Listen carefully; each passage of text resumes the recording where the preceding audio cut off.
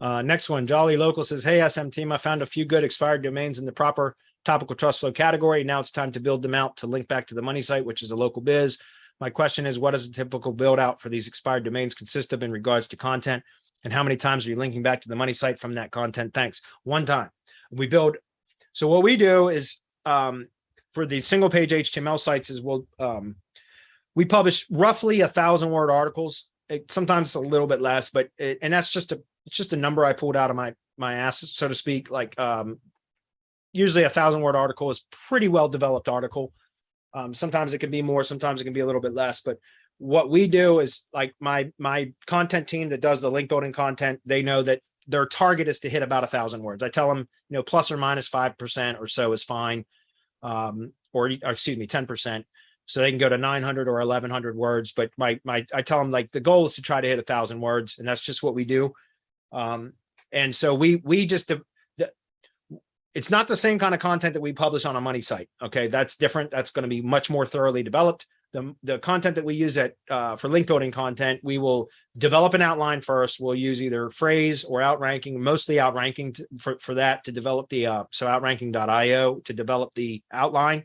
And then we just use Jasper to flesh it out, because Jasper, I hear people complain about Jasper doesn't, like, it spits out garbage. If you're not directing Jasper properly, it will spit out garbage. But if you have a really well-developed outline, that's it, like, Jasper can flesh an outline out with content very quickly.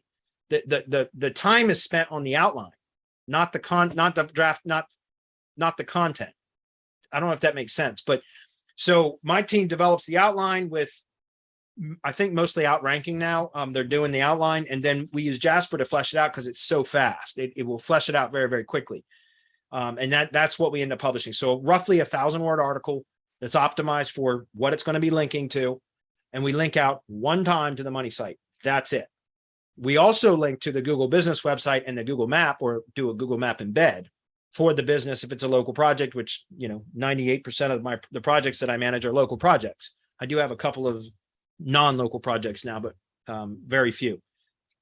So we link out to the money site one time, the Google business website, either an anchor text link or an embed. And then we do most of the time a Google map embed. Occasionally we'll do a anchor text link to the Google map URL too, but very rarely.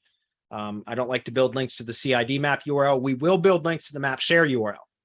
Well, that doesn't push link equity. Why would you waste a link on that? Because it's natural looking. That's why. Not only that, but I send click-through activity through tier 1 rebuilds, and Google expects to see clicks on the Google map share URL, not the CID URL. Nobody knows how to even get that URL but SEOs, if that makes sense.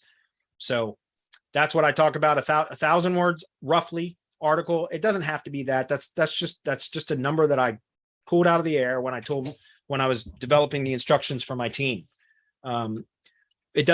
What's important is the article is relevant. It's written well or reads well, because if it's an AI tool, it's not really written, but it reads well and it's topically relevant. That's what matters, not the word count.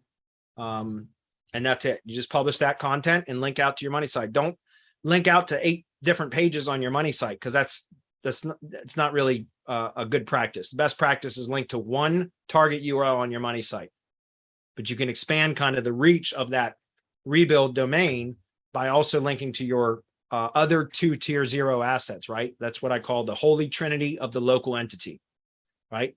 Money site, Google business website, Google map. Okay.